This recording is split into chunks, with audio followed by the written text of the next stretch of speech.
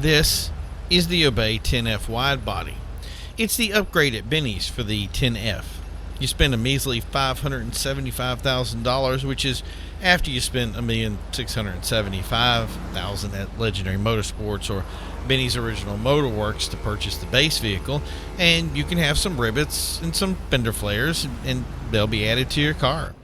If you were doing the math, that's $2,250,000. That's $455,000 more than the Divesta 8, if you were wondering.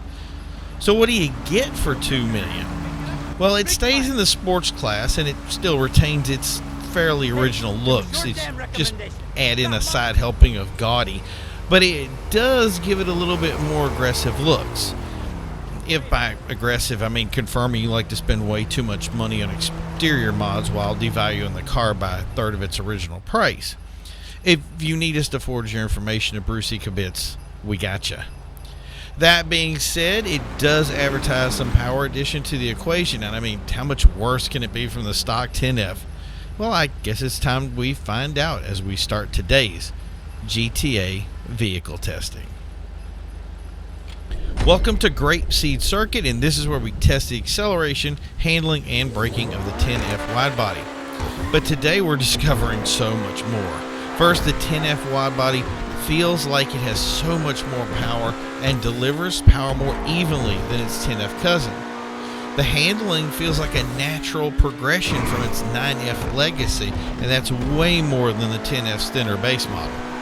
That also means that same issue that the 9F has is present in the widebody 10F.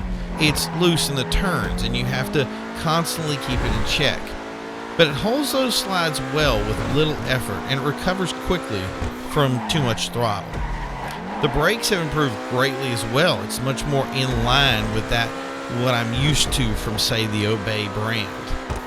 Still, it has a steep learning curve. I still find myself getting off the gas as I go in turns, maybe because of trust issues and also because it really doesn't have the grip it needs. But the big difference between the widebody and the diet version is it's actually enjoyable to drive. At the end of testing, even though it felt fast, all that slipperiness kept it 4.036 seconds behind the Italy GTO. It came well out of range of the top group of sports vehicles. Next up is Route 68. Here we test the top speed of the 10F widebody, and here it feels like a return to form. It seems to have loads of speed that it works into easily. It doesn't let up on that speed either. It continues to pound the pavement as it snakes its way through the course.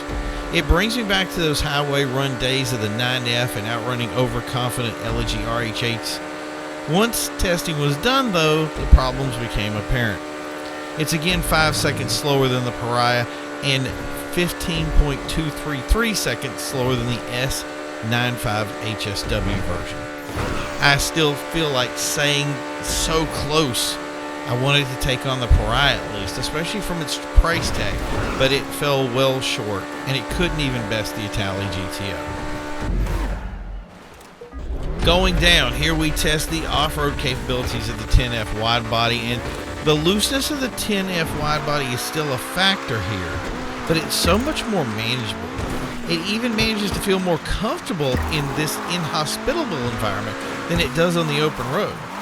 Maybe it's because the car is limited by top speed, but I think it's a combination of suspension and dirt that's basically slowing it down and keeping it in its space. It's still very interesting to say the least, and what's really cool is how well it recovers from slides or slowing down. It holds its momentum much better than other vehicles, and still it doesn't translate that power though. It doesn't improve on its overall performance, and this gives up 11.066 seconds to the SE Sport. The verdict? The 10F is a great car. It's fun to drive and could potentially win a car show with a little bit of effort. Unfortunately, the true failure of the 10F widebody is more of a sign of the times. When the original 9F came out with GTA, it had a very tight competition to go up against. Today, the world has changed immensely and the spread is much further out. So even if it is much faster than the 9F, its competition has far outstretched it in the same amount of time. The 10F would have been a great addition back in the early Benny days, but here it's missed the mark by a mile now. if the grip was better, top speed a little higher, etc., etc. I could go on for an hour. Sure, it could win, but that's more like saying coulda, shoulda, woulda, but didn't in every department. If you must own a 10F though, the wide body is the only option for you if you want to have fun, but it won't do anything serious for you on the track. To master the car will take a great deal of time, and there's no payoff at the end. Nowhere will you compete and win against any real competition. I want to add, remember that 10F is listed in the sports class. It's listed under T, not the number 10. So, obviously, unlike any other alphabetical sorting in history. So if you are looking for it and can't find it, it didn't disappear. Maybe look someplace else. Thank you guys for tuning in today. This has been GTA vehicle testing with the 10F wide body. It's so sad that this was a very powerful and cool car. It just was so, I'm going to say 5 seconds off the mark in everything it did. And that is just something that's going to keep it from being a top echelon car. It's going to keep it from being a winning car. And I think it's going to keep out of people's driveways for that very reason. I did have a temptation to keep it though, because of there's some nostalgia with the 9F that I really like, but I already have my 9F. I'm going to give myself some time to decide before I send it back to Los Santos Customs and upgrade to something else. But until then, I'll enjoy the car for what it is, a little piece of forward evolution. And until then, who knows? But thank you guys for tuning in. Don't forget to like and subscribe. Don't forget to hit the bell icon. We're going to be back with more testing at some point down the road here. It's always great bringing you new content. We're going to continue testing and doing some more stuff, obviously within the time that I have available to do these. But they're a lot of fun, and thank you guys for all the input. Thank you for your time. We'll see you soon, and as always, next time, have a great day.